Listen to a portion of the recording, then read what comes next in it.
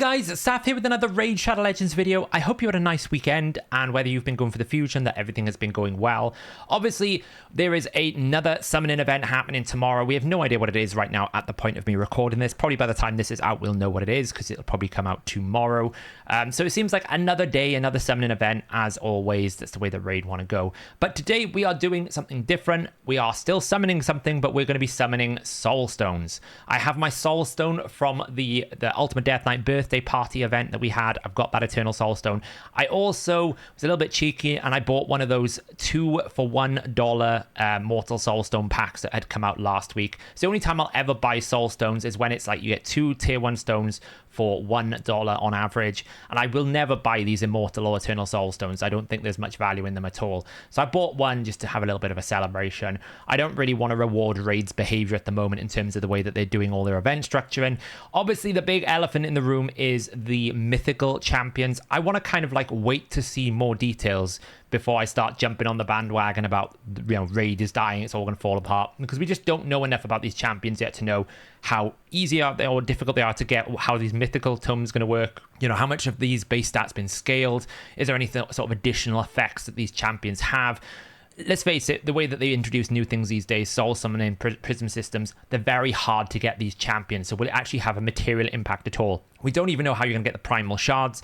There's references to primal quartz. There are some issues that I can see in like the localization information that I've seen, which does make me worry about the system. So I'm going to wait until they give me the full information. There's something happening today at the time of this video going out. I'm recording it on Monday. On the 5th, they've hinted on Twitter that something is coming on the 5th. So I'm waiting to see all of the information. Then I'm going to give you my thoughts on it as to whether or not I think it's a good or a bad thing. Initially, I'm concerned about accessibility.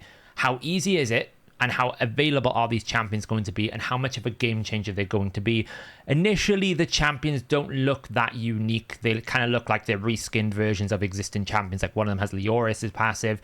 Another one looks like a combination of Cardiel meets Duchess, which obviously is a very powerful combo. There's nothing in there that's particularly unique. I think the only unique one is the Sylvan Watcher that has like the ability to play Stone Skin and do lots of different things. Kind of has Mithral as passive and lots of different things like that. So they've kind of just like taken elements of all the OP champions and made different combinations of them. They are cool though, and they look cool. So I'm not going to go into any more detail on that. I just wanted to kind of like talk about the elephant in the room, because I know a lot of people are going to be asking me, you know, what's your opinions on this? I want to wait for the information before I jump onto any sort of position or opinion.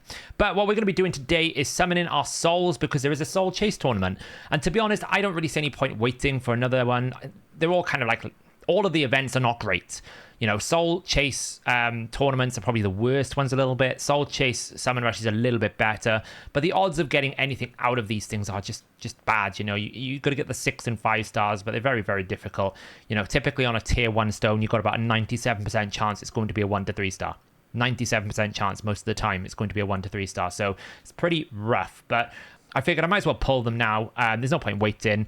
We've got loads here. I do have a bit of an issue with soul collection. I am a frequent hoarder. It is a big problem, but it's also a positive thing sometimes, because I'll have souls for champions that not many people have souls for, which is, you know, somewhat better. But I probably need to clean this out a little bit, so I'm going to go through it first, and then we will get started. So we've cleaned some space, not enough really, but we'll work through it as we go. We're going to pull everything we've got here, or at least up until the top of the summoning. If we manage to get a 6-star legendary, then we may not need to pull as much. I won't pull beyond the event, because that's just silly. Okay, first 10. What we really want, we should have done wishlist. We'll do the wishlist after this.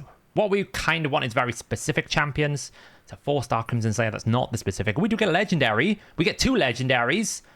All right, that's interesting. It's a bit 3 legendaries. I mean, they're all 1-star, and they're all for legendaries that I either don't use or I don't want. But there's 3 legendaries. It's a great way to start this. I mean, you know, getting a legendary is a really good one. Also got a Demythos. I've already got a 3-star Demythos. It's not that valuable. So let's just go over my options for the wish list. What am I looking for? I'm currently looking for a Jintoro Soul for Clan Boss, a Gnut Soul, obviously for Soul Reap, and we've also got Ninja in here to try and get to a 5-star for the Sand Devil. Once he gets to 5-star, once he gets to 5-star, we get a very good Brimstone proc, which is really good. We've got Godseeker in here as well for Sand Devil. Once we get to 5-star, we can take her out. We've got the Kings of content for epic champions. We've got the best boss killer epic champion in the game, Whisper. I'm close to getting a 6-star either from the Soul Merchant, but if I get a pull on the 6-star, I will also pull it like that. I've also got a second Whisper that I want souls for. Phenax, ironically, I don't have any souls for, so we're on the lookout for this as well. Rares, I pretty much have everything I need, so I've just basically picked the best rares that I kind of use. All the others I don't need. I've got a 6-star Painkeeper, so that's all covered. So those are kind of like what we're looking for. Wishlist is kind of lame, if I'm being honest. It doesn't really give you much, but hey, you know, it is what it is. So yeah, so let's crack on then with another 10 there. We've already got 3 legendaries. We haven't got 3 legendaries. I really wish they wouldn't show the tournament points as it pops up. It kind of makes it sound like you're going to get something you're not, right? You lose a bit of the mystery. We do get another legendary soul. It's a 2-star Elegaeus. I'm pretty sure it's the 3rd 2-star Elegaeus I've ever had. Which is a bit rough. What else have we got coming in here? Another 59 points. You know, Wuji Soul. Wuji I'm going to be using for Hydra soon. Androsia, close to being an Ekrep, but just not quite there. Got a Taurus Soul. I already have a big one. Another legendary soul. Another legendary I don't own. Oh, what a brutal scenario. Isbale, I don't own her either. I had to feed her for the fusion. But we are getting good legendary souls. I have hit my cap, so we're going to have to obviously clean up the inventory a little bit, and then we're going to go and summon a few more. So we've cleared up some space. Let's get some more summoning. Only 30 points. I really just don't want to see that 30 points pop up when I see it. 4-star Magister. A 2-star Maneater. It's not really going to help me when I've got 2 6-star Maneaters already.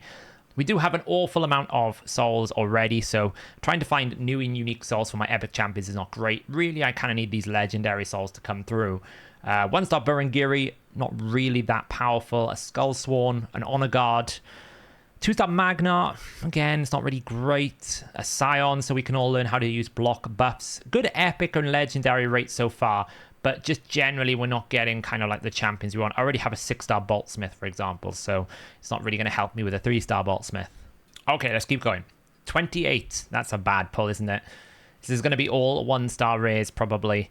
2-star Chevalier. Maybe there's a 6-star hidden away in here, probably not. A 2-star Ereneris, a 2-star Alaric, and a 2-star... Oh, a 1-star Aila, one of the newer champions. I don't actually have it. Oh, 115. This means we're going to get something interesting. What are we going to get? A 6-star Valerie. That's not interesting. I suppose it could be good for some budget clan boss teams if we ever do it for content. Ultimate Gaelic, and we get a legendary to end it. A 2-star Rowanus, but a 6-star Valerie. So you can get 6 stars. It's possible. 48 points here. Anything of interest? Is there anything going to upgrade my account today? A 2-star Lockwine. I do have a 6-star Lockwine for content that I was testing. Rhine Beast.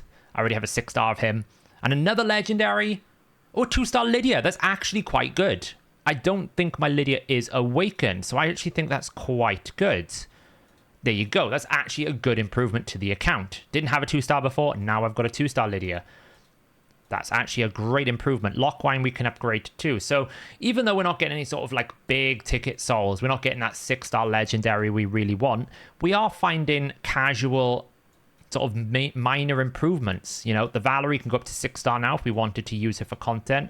We can put a Bello up to 4-star. I generally sell everything rare 4-star below because they just don't sell for any decent value of coins. There's no value in selling like a 4-star. I think a 4-star rare basically goes for around about 6 coins.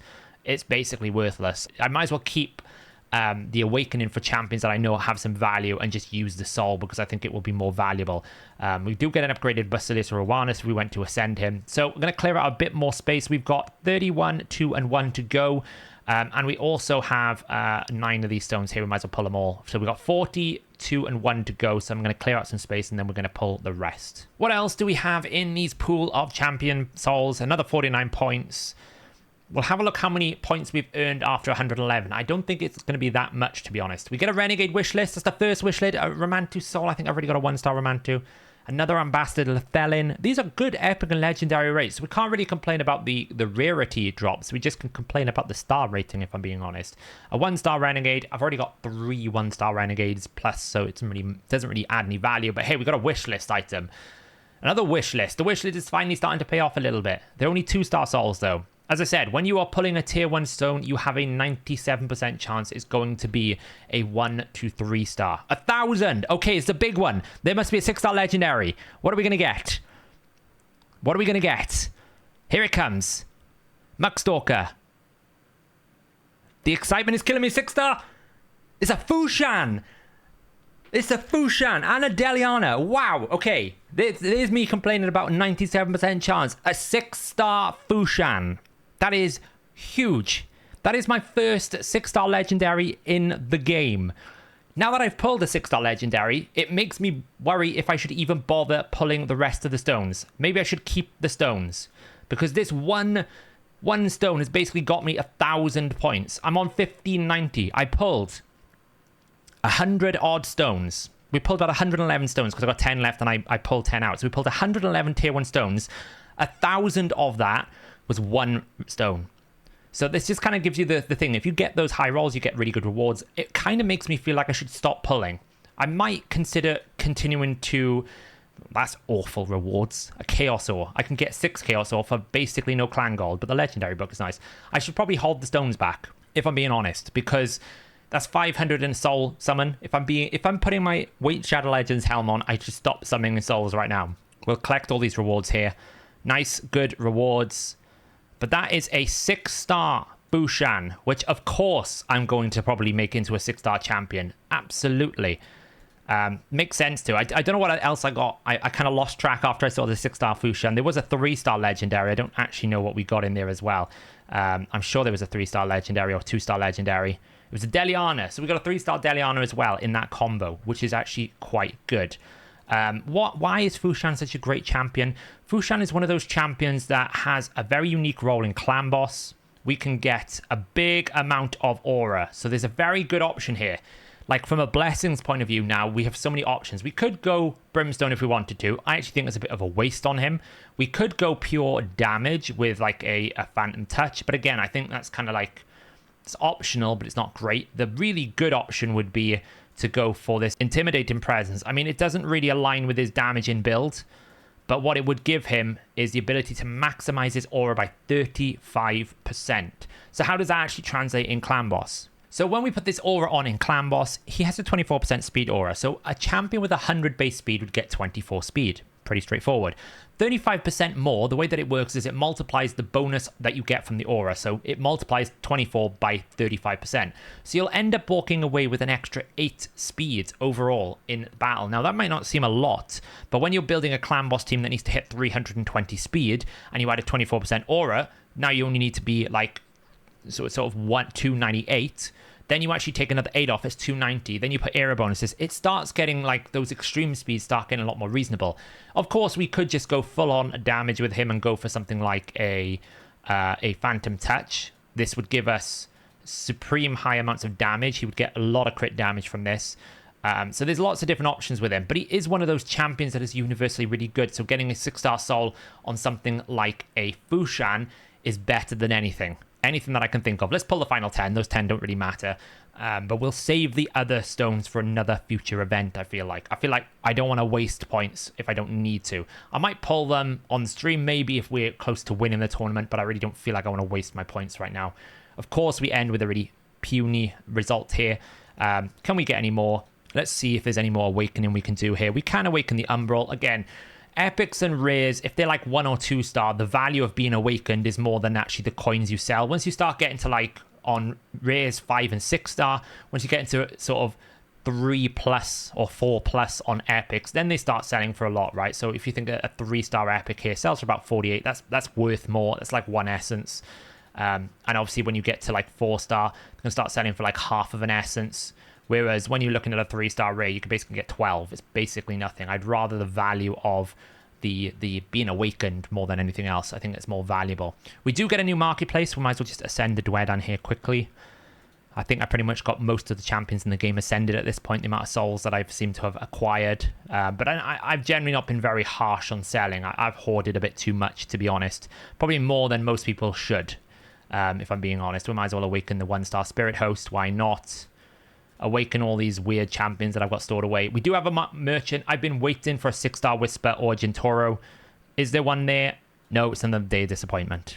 Very painful. Every time we open up the marketplace, we're looking for that 6-star Whisper or like some Gintoro souls or something else. These are not really what you want. Like, it's a pretty poor marketplace. There you go, guys. we got a 6-star legendary. That's very lucky. Very, very lucky. As I said, it's about a 0.03% chance that one of these tier 1 stones is going to give you a 6-star legendary. So to get a 6-star legendary, it's incredibly rare. It's incredibly rare. But if you do, it makes this entire tournament much more accessible. You get pretty much like 2/3 of the points required in one champion if you get there. So, you know, it's kind of cool. We got it done. If we win the tournament, cool. If we don't, it's not the end of the world. I just figured I wanted to pull it. I really hate looking at my souls not being able to pull it. So, yeah, there we go. Let me know, guys, if you're pulling souls in this champion chase tournament, did you get as lucky as I did? Or did all of your souls make you dismally unhappy? Let me know in the comments below, and I'll catch you guys in the next video.